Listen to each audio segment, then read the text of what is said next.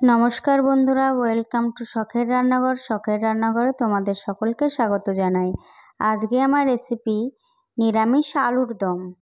তাহলে নিরামিষ আলুর দম বানানোর জন্য আমি একটা মশলা রেডি করে নিচ্ছি।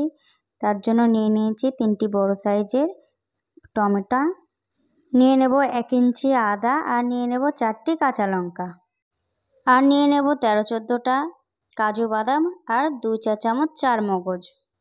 এরপরে আমি এগুলো সব একসঙ্গে পেস্ট করে নেব।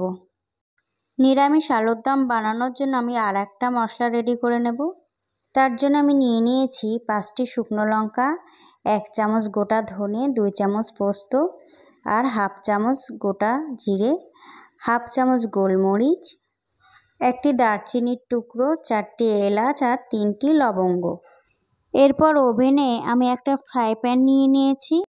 তারপর শুকনো খোলায় মশলাগুলো ভেজে নেব। মশলাগুলো থেকে যখন ধোঁয়া উঠবে তখন আমি গ্যাসটা বন্ধ করে দেব। আর মশলাগুলো ভাজার সময় কিন্তু আমি গ্যাসটা লো টু মিডিয়ামে রেখে দেব। মশলাগুলো কিন্তু আমার ভাজা হয়ে গেছে। এরপর আমি মশলাগুলো একটা পাত্রে তুলে নেব। আর মশলাটা যখন ঠান্ডা হয়ে যাবে তখন আমি মশলাটা গুঁড়ো করে রেখে দেব। এরপর আমি একটা কড়াই নিয়ে নিয়েছি। কড়াইতে দিয়ে দেব সরষের তেল। আর ওই সরষের তেলটা যখন হালকা গরম হয়ে আসবে তখন আমি আলুগুলো ভেজে নেব। আলুগুলো কিন্তু ভাজার আগে আমি হলুদ আর নুন মাখিয়ে রেখেছিলাম। এতে করে ভাজার সময় একটা সুন্দর কালার আসবে। তো আলুগুলো কিন্তু আমি লাল লাল করে ভেজে নিয়েছি। এরপর আমি আলুগুলো তুলে নেব। আলুগুলো ভাজার পরে কিন্তু বেশ অনেকটাই তেল ছিল, সেই জন্য আমি অর্ধেকটা তেল তুলে রেখে দেব। এইটুকু তেল আমার রান্নার জন্য লাগবে, সেই জন্য এইটুকু তেল আমি রেখে দিয়েছি। আর ওই তেলের মধ্যে আমি দিয়ে দেব 2টি তেজপাতা, আর রঙের জন্য দিয়ে দেব 1 চামচ কাশ্মীরি লঙ্কার গুঁড়ো, আর দিয়ে দেব 1 চামচ হলুদ গুঁড়ো। তারপরে একটু নাড়াচাড়া করে দিয়ে দেব টমেটো আর কাজু বাদামের পেস্টটা। টমেটোর পেস্টটা দেওয়ার পরে কিন্তু আমি অনবরত নাড়তে থাকবো। আর এই সময় কিন্তু গ্যাসের ফ্লেমটা লো টু মিডিয়ামে রেখে দেব। দিয়ে দেব স্বাদ মতো নুন। আর নুন দেওয়ার পরে আমি 5 মিনিট ভালো করে কষে নিয়ে দিয়ে দেব 2 চামচ ভাজা মশলা। আর বাকি ভাজা মশলাটা কিন্তু অন্য যে কোনো বাঙালি রান্নাতে আমি দিয়ে দিতে পারবো। তো এরপর আমি 10 মিনিট ভালো করে কষে নেব।